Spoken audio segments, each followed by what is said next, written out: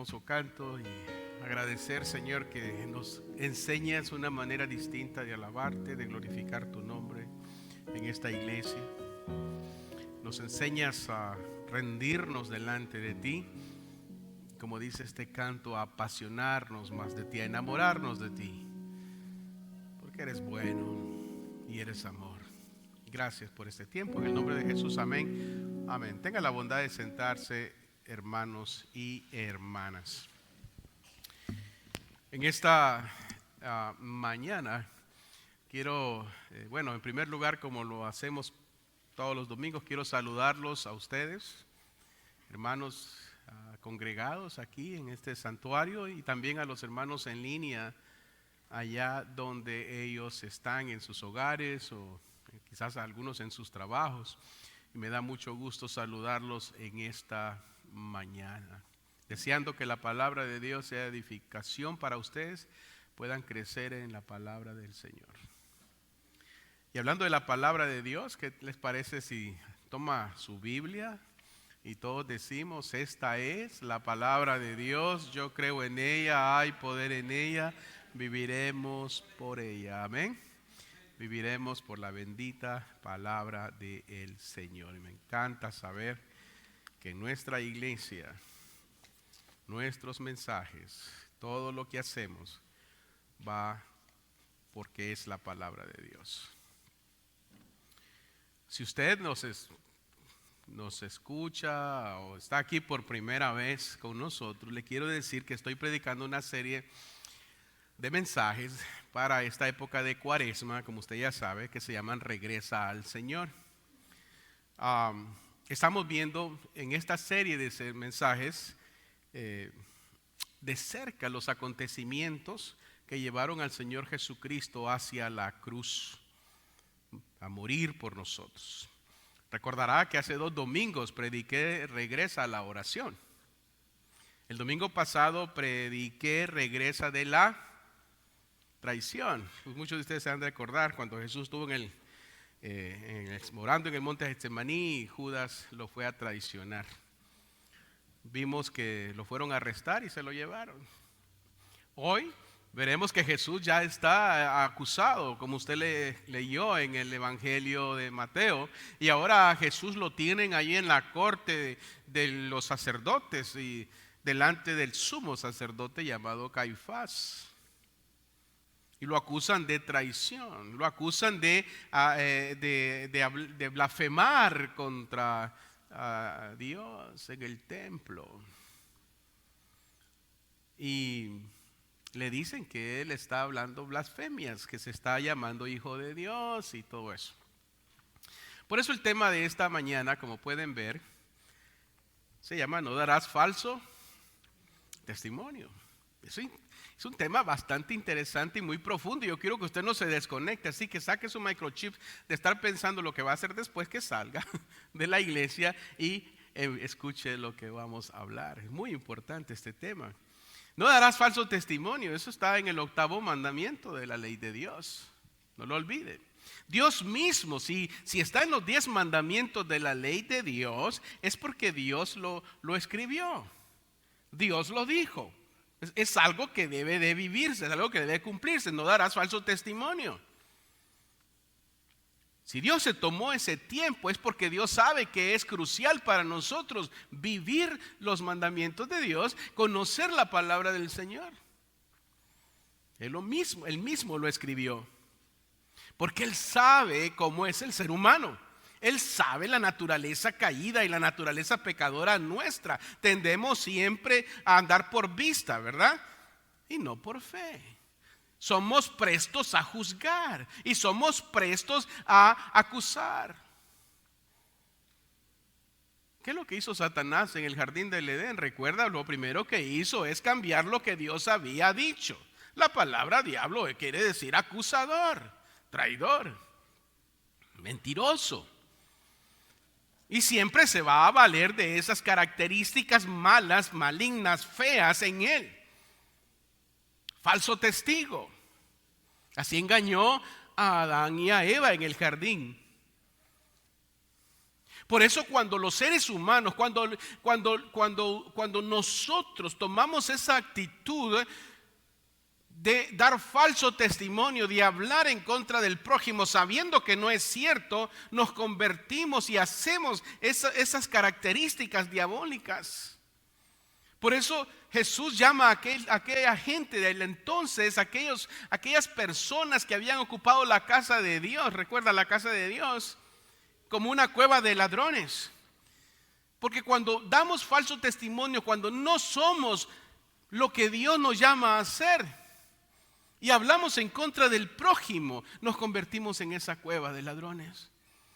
Porque somos templo del Espíritu Santo. Amén. Y si somos templo del Espíritu Santo, no damos cabida a esas características malignas. Y de eso quiero hablar, porque debemos de recordar, si la pasión de Jesús nos lo lleva a la cruz, también debemos de ver el proceso de ese caminar hacia la cruz. Y ese proceso debe de enseñarnos a nosotros algo para poder vivir de acuerdo en la voluntad de Dios y no hacer lo que hacían aquellas personas, como lo hizo Judas, que traicionó al Señor Jesús, y ahora los sacerdotes acusándolo y lo sientan en el banquillo de los acusados, sabiendo que él era inocente. ¿Sí se da cuenta? La importancia de decir siempre la verdad. Porque los cristianos no acusamos. Lo que los cristianos hemos sido llamados a amar. Amén. Es lo que dice la Biblia. Porque no hay cosa más triste que acusar a una persona, condenar a una persona y después dice, era inocente. ¿Sabe que preparando este sermón estos días pasados, leí una historia que me tocó el corazón? De un hombre que se llama, porque todavía está vivo, se llama Ricky Jackson.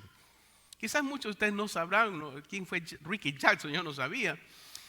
Pero fue la persona que ha vivido más años en una cárcel, 39 años de su vida. Desde los 18 años estuvo en una cárcel por 39 años, acusado falsamente. Falsamente. Lo acusaron de un crimen, un asesinato. Y él nunca lo hizo. Eso pasó aquí en el estado de Ohio. 39 años, tenía 18 años. Y todo porque un muchachito que tiraba periódicos dijo que lo vio cometer el crimen. Wow. Y en el año de 2014, este jovencito, que ahora era un hombre, le contó a su pastor en una iglesia lo que él había hecho. El pastor entonces lo persuadió y lo animó y le dijo, debes de decir esto, porque es injusto. Y lo logró, y por fin Ricky Jackson salió de la cárcel por algo que él nunca cometió. Y así hay muchos, y usted sabe que hay muchos casos en muchos países que personas han sido acusadas injustamente por alguien que dijo, este jovencito se llamaba, este muchachito de 12 años que dijo que él había cometido el crimen, se llama Eddie Vernon. Es interesante leer casos así. Y yo pensaba, wow, qué increíble. Una mentira llevar a una persona a estar encarcelado por 39 años. No me lo puedo imaginar. Por eso me hace pensar que el 8º mandamiento de la ley de Dios está ahí escrito por Dios para que nosotros escuchemos su palabra. Por eso nos puso 2 oídos, ¿verdad? Y una boca. No nos dio 2, una. Para oír bien y hablar correctamente. Dice el 8º mandamiento, no hablarás contra tu prójimo, falso testimonio. Ley de Dios. En otra versión, la versión Dios habla hoy, dice, no digas mentiras en perjuicio de tu prójimo. ¿Y quién es el prójimo? Las personas. Jesús está siendo acusado bajo mentiras, bajo acusaciones falsas, dentro del templo de Dios, por el pueblo de Dios, por los hijos de Dios. Supongo que la mayoría de nosotros conocemos este mandamiento, amén. Este mandamiento se trata principalmente, en otras palabras, de no dar chismes que causan daño, falsos testimonios, que a menudo tiene que ver con la forma en que hablamos unos de los otros o de otros terceros. Si, como usted ha estudiado aquí en la iglesia y tomó sus clases de membresía, ¿recuerda el catecismo? El catecismo lo he enseñado yo, el catecismo menor de Martín Lutero. Los 10 mandamientos, hace tiempo atrás estuvimos los miércoles estudiando casi por 2 años durante la pandemia o 3 el catecismo y vimos los 10 mandamientos, ¿recuerdan? Y note qué interesante lo que dice Martín Lutero en esta explicación del 8º mandamiento. ¿Qué significa esto? Léalo conmigo. Debemos temer y amar a Dios de modo que no mintamos contra nuestro prójimo, ni le traicionemos, ni calumniemos, ni le difamemos, sino que lo disculpemos, hablemos bien de él e interpretemos todo en el mejor. Más de 500 años atrás Lutero escribió esto. Como cristianos debemos buscar mejorar entonces, lo que está diciendo Lutero, la reputación de tu hermano y tu hermana en la fe y del mundo, porque no somos llamados a juzgar. Jesús está en esta escena, está ahí siendo juzgado, el Dios de Dios y Señor de señores, y se están burlando y le pegaron. ¿Recuerdan? ¿Leyó usted la escritura? Por eso el apóstol Santiago dice en 4:11, no hablen mal. Santiago lo dice, uno de los discípulos, hablen mal unos de los otros. Porque ellos aprendieron, y Jesús nos enseña también a nosotros, y hemos de aprender nosotros, que al diablo no se le da cabida, porque él es traidor y mentiroso. Por eso nosotros siempre debemos de pensar cuando vamos a hablar de alguien y no llegar a la acusación. Amén. Sin embargo, el tribunal de aquí que vemos delante del Señor era un tribunal injusto.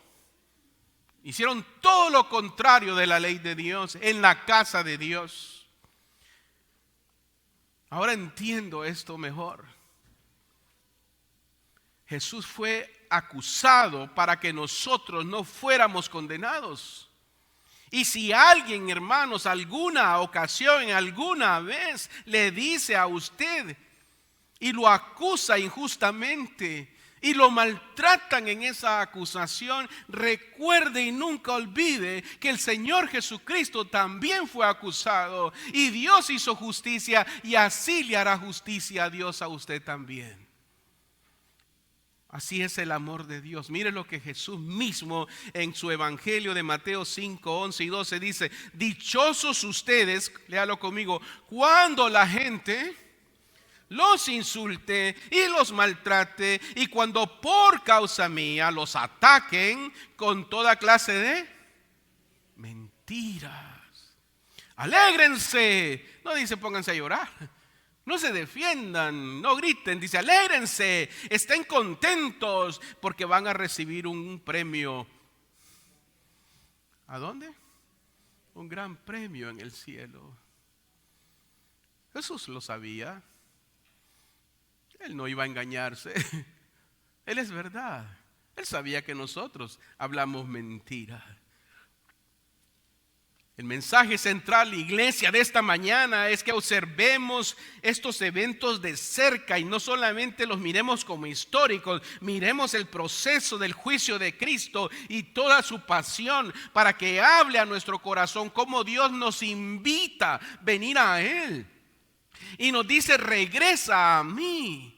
Y mírame de cerca lo que está pasando conmigo para que tú vivas de acuerdo a mi corazón y mi voluntad y te parezcas más a mí. Nos invita a confiar en Él. ¿Cuántos sienten esa invitación de Dios todo el tiempo? Yo lo siento todos los días que el Señor me invita a venir a Él porque siempre nuestra naturaleza humana quiere ir en contra de Él.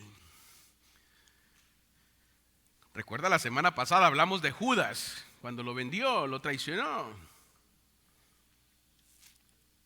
Ahora allá en el domingo pasado vimos que los guardias del templo habían ido por Jesús. Ahora esos mismos hombres están con Jesús allí acusándolo y lo tienen ahí como prisionero. Lo llevan al sumo sacerdote llamado Caifás. Y ahí están todos los escribas, los ancianos. Se habían reunido en el patio del templo. Y en su corazón habían decidido ya llevar a Jesús a la muerte. Pero necesitaban hacer algo, necesitaban acusarlo de algo sólido, de algo concreto, algo que ellos mismos puedan justificarse su corazón feo, oscuro, negro, como el del diablo mismo, acusador. Entonces buscan gente mentirosa que se parezcan a ellos. Y escuchan varios de ellos, pero no los convencen sus mentiras. No, tenemos que algo más, algo más. Mire lo que dice la Escritura. Los principales sacerdotes y los ancianos y todo el concilio, escuche, todo el concilio, buscaban algún falso testimonio contra Jesús para condenarlo a muerte. Una mentira para llevarlo a la muerte. Yo no sé si usted no entiende esto, pero para mí es importante que lo entendamos. Que no podemos tener una actitud, la iglesia, acusadora, cuando el Señor conoce la verdad. Porque somos templo del Espíritu Santo, amén. Por eso vale la pena entonces pararnos un momentito aquí y reflexionar sobre esto.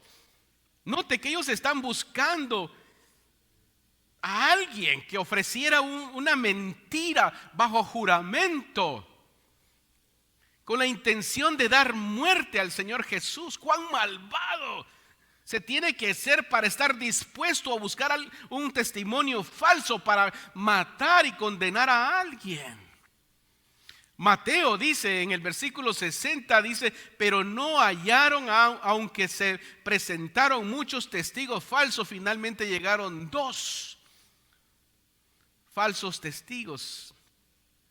Aparte de, note toda esta escena de eso, estas acciones claramente están en conflicto, como lo vengo diciendo, con el 8º mandamiento. No darás falso testimonio. Estos eran judíos, estos eran hebreos, eran sacerdotes, eran gente que conocían la ley de Dios, conocían a Dios, y el pueblo lo conocía también. Eran religiosos y están violando el 8º mandamiento. No darás falso testimonio. Puede ver todo el cuadro aquí, la escena. El diablo no para hasta lograr que su objetivo se cumpla con mentiras, con dañar, con destruir. Por eso yo quiero que no olvide este pasaje también. Isaías 54:17 dice: no saldrá victoriosa ninguna arma que se forje contra ti. Cuando usted, como templo del Espíritu Santo, como casa de Dios, es justo delante de Dios y justa delante de Dios, nada le podrá hacer daño, dice la Biblia. No me refiero a enfermedades físicas, sino a esos ataques del diablo que se levantan acusando injustamente. 1446 años antes de este momento, Dios había hablado: no levantarás falso testimonio, cuando dio los 10 mandamientos a Moisés. Lo sabían ellos muy bien, lo conocían bien, como usted y yo conocemos los mandamientos de Dios, y muchos conocemos la palabra de Dios. Debemos de saberlo igual. No podemos excusarnos diciendo que no lo sabía cuando hablo acusativamente de mi prójimo sin saber la verdad. Note que estos testigos falsos eran descarados también. Le voy a poner otra vez el pasaje de Mateo 26:59. No te dice Mateo 56, 59. Este hombre dijo: yo puedo destruir el templo de Dios y volver a levantarlo en 3 días. Ellos dijeron que Jesús dijo: yo puedo destruirlo. ¿Y qué dijo Jesús en San Juan 2:19? ¿Lo puede ver ahí? Jesús les contestó, o sea, esto lo dijo antes: destruyan este templo. Él se refiere a su cuerpo. Y en 3 días lo levantaré. ¿Y los mentirosos qué dijeron? Yo puedo destruir el templo. Porque la casa de Dios o el templo en Jerusalén era lo más sagrado para ellos. Era una blasfemia que un hombre iba a agarrar un martillo o iba a traer un bulldozer, un camión, iba a destruirlo. ¿En qué cabeza cabe? Ese es nuestro orgullo, lo que vemos. Y Jesús no se refería a esas paredes. Esas paredes fueron destruidas 70 años después de el Señor Jesucristo por el imperio de Roma. Lo que amaban tanto se cumplió cuando Dios dijo: de esto no va a quedar piedra sobre piedra. Pero Él se refería al templo, a su cuerpo. Porque ustedes también y yo somos templo del Espíritu Santo. Cuando hemos sido recibidos por Él, bautizados en Él. Y si somos templo del Espíritu Santo, no podemos dar cabida que en nuestro templo se lleven a cabo juicios contra alguien en el patio de mi alma, de mi corazón, para juzgar a otra persona. Eso solo le corresponde a Dios. Amén. No le da la gloria a Dios por eso. A mí me parece fascinante que la iglesia, por eso es que la iglesia es santa, sin mancha, sin arrugas, porque se parece a Jesucristo, es el cuerpo de Cristo. Amén. Y si es la cabeza y nosotros el cuerpo, entonces somos uno con Él. Por eso no podemos dar cabida a nada de eso, porque cada vez que tomamos una actitud contra alguien sin saber la verdad, nos parecemos al enemigo, al diablo. Y puede ser que empecemos a oler, como dije en el estudio bíblico hoy, a Satanás. Por cierto, iglesia, si usted no atiende a los estudios bíblicos los domingos a las 9:15, lo exhorto a que venga. Le llamo la atención a que participe. Son buenísimos. Hay un tremendo maestro dando clases. ¿Verdad, hermano Luis? Les animo de verdad. Mire, fíjese, hablando de estas cosas, mira lo que dice otra vez. Voy a citar a Lutero. Dice Lutero en esto, note, hablando de este pecado particularmente y del 8º mandamiento. Dice: es una plaga común y perniciosa que todos prefieran oír mal que bien acerca de sus vecinos. Aunque nosotros mismos seamos malos, no podemos tolerar que alguien hable mal de nosotros. En cambio, queremos escuchar a todo el mundo decir cosas de oro de nosotros. Sin embargo, no podemos soportar que alguien diga lo mejor de los demás. Qué bofetón Lutero nos dio. Me encanta que digan cosas bonitas de mí. Anda, pastor, qué bueno, qué sermón.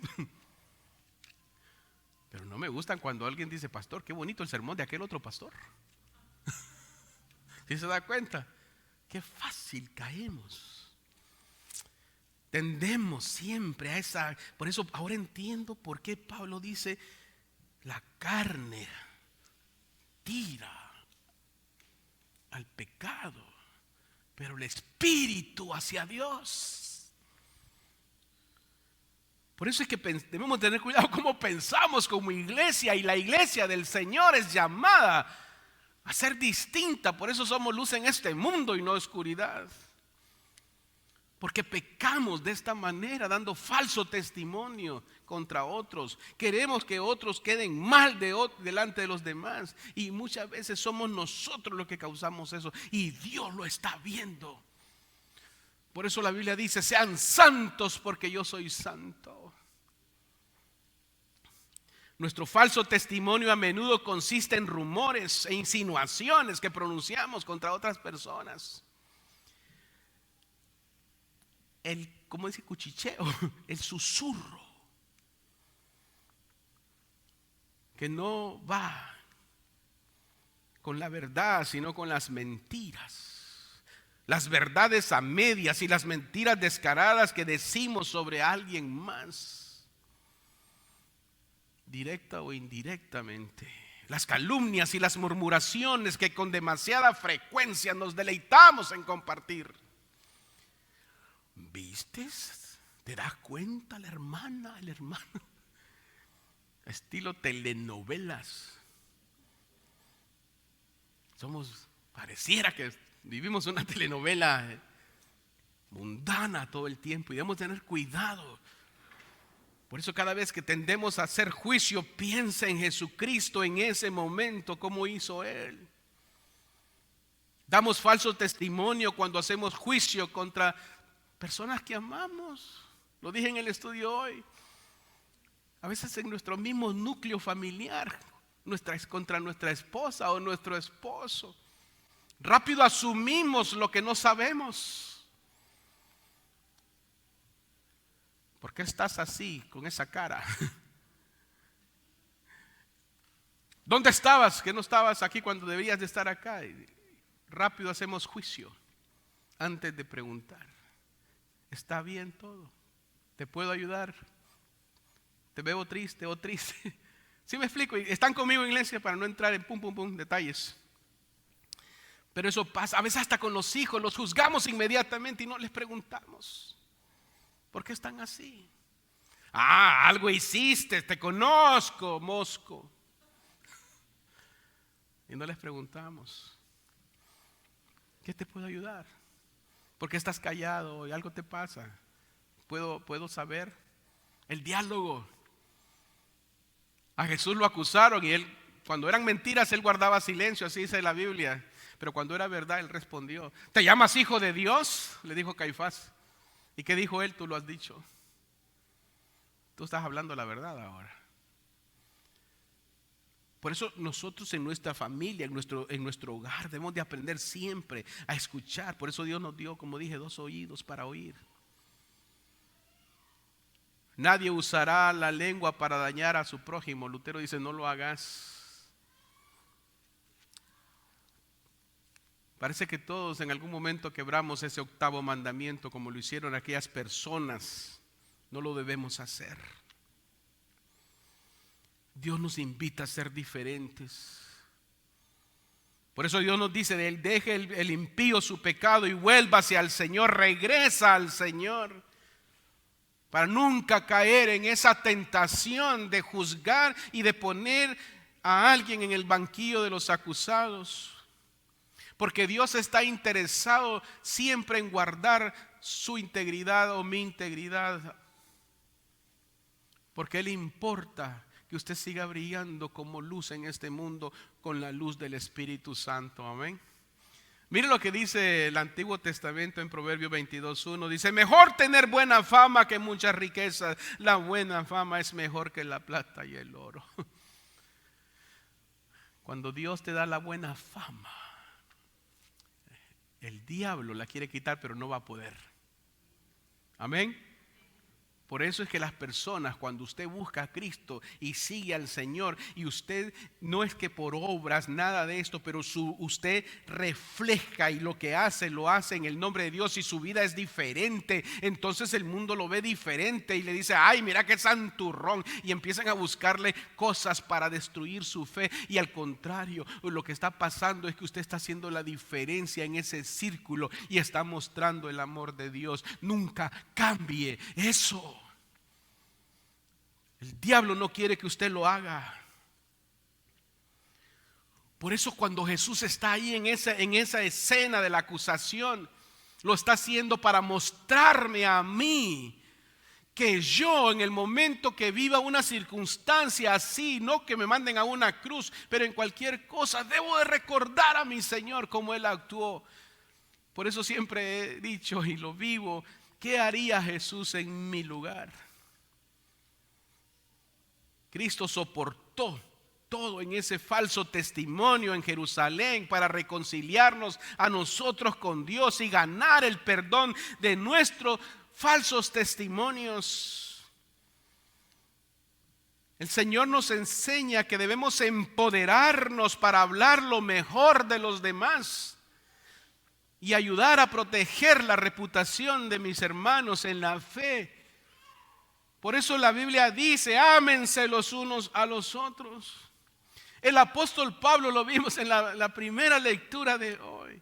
Pablo perseguía a los cristianos, Pablo los odiaba y tenía mala información que se le había dado a él de los cristianos, y él pensaba que esta gente hacían daño y había creado un juicio contra la iglesia de Cristo, y el juicio los llevaba a ellos a matar a los cristianos. Y entonces un momento en que él iba hacia la ciudad de Damasco a buscar más cristianos para encarcelarlos y matarlos, el Señor se le aparece, lo humilla, lo tira al suelo, y Jesús mismo lo levanta y lo vuelve a restaurar y le dice: ¿por qué me persigues? Si vas a matar a esta gente, si estás persiguiendo a estas personas, a mis hijos, lo haces a mí. ¿Y qué pasó después de Pablo? Su vida cambió y empezó entonces él a amar a los que él perseguía, a buscarlos para enseñarles la palabra del Señor, para mostrarles el amor de Cristo. Su vida fue transformada, porque cuando el Señor viene a ti, viene a mi vida, cuando Cristo viene a mí, entonces algo pasa en mí. Soy transformado para vivir de acuerdo. El Señor me enseña en su palabra, y si yo odiaba a alguien antes, en Cristo no lo puedo hacer. Es pecado. Y Cristo se hizo pecado por mí para que yo pueda vivir libre. Usted también lo puede hacer, y el Señor nos invita a hacerlo. Cuando hable bien de una persona, usted habla bien de Cristo. Y cuando hable bien de Cristo, entonces hable bien de los demás. Esa es la iglesia del Señor. Por eso la iglesia del Señor en esta época de Cuaresma debemos de mirar la pasión de Jesús y volver a retomarla y vivirla. Él lo hizo para que yo no viva así. Él me enseña a guardar silencio, como cordero enmudeció, dice la palabra. Él me muestra su amor y su misericordia, para que yo también viva amando con misericordia a mis hermanos. Vuélvanse al Señor otra vez. Miren a Cristo otra vez. Apartémonos de todas aquellas cosas que le dan dolor a Dios en su corazón. Porque cuando Dios miraba el juicio injusto del Hijo, también su corazón lloraba. Y Dios guardó silencio. Y al tercer día de morir, Jesús mismo resucita. Él dio su vida, Él entregó su cuerpo, el templo, para ser destruido. Pero Él volvió a retomarlo, porque el negocio de Cristo es siempre restaurar lo que está destruido. Lo que el diablo mata, el Señor lo vuelve a resucitar. Si el enemigo ha destruido tu vida y la ha bajado lo más acá, el Señor la vuelve a restaurar, porque Él es Dios. Cuando Él viene a nosotros y nos perdona, en Cristo Jesús todo es hecho nuevo. Ese es el amor de Dios. Amén. Ese es el amor de Dios por su iglesia. No lo cambie. Póngase de pie, vamos a orar. Padre celestial, te damos gracias en esta mañana, porque somos una iglesia no perfecta, pero perdonada. Una iglesia restaurada. Una iglesia donde los unos a los otros se aman en tu nombre. Gracias por esa virtud que le das a tu iglesia, demostrar tu amor y tu misericordia en levantar, en restaurar al caído y no condenarlo a muerte. No acusar, sino al contrario, interceder por ellos. ojos, delante de tu trono. Enséñanos cada día a parecernos más a ti en esa escena de guardar silencio cuando eres juzgado, pero levantar con tu palabra cuando hay que hablarla, y mostrar que la verdad no se oculta y no se calla. Por eso tu palabra dice que cuando seamos llevados a juicio y seamos injustamente acusados, el Espíritu Santo hablará en nuestra defensa, en tu palabra. Cuando conocemos tu palabra, apelamos a ella y sabemos que tú nos has de defender. Por eso mira a este hombre o a esta mujer, a este joven o a este niño que necesita tu defensa todo el tiempo. Enséñanos a caminar bajo esa verdad.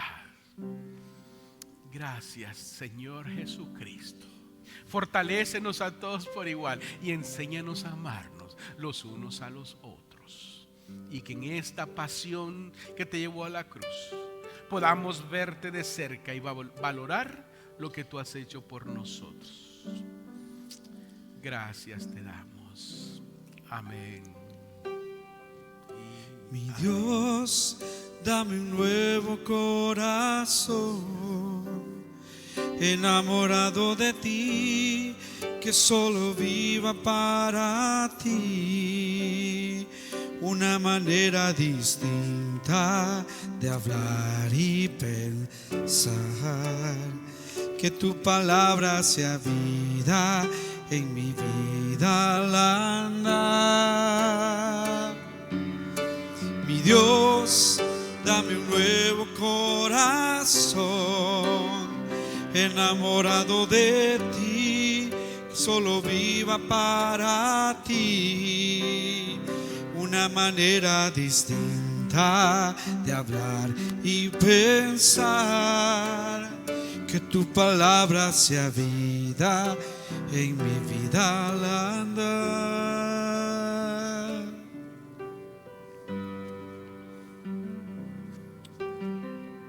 Amén. Amén.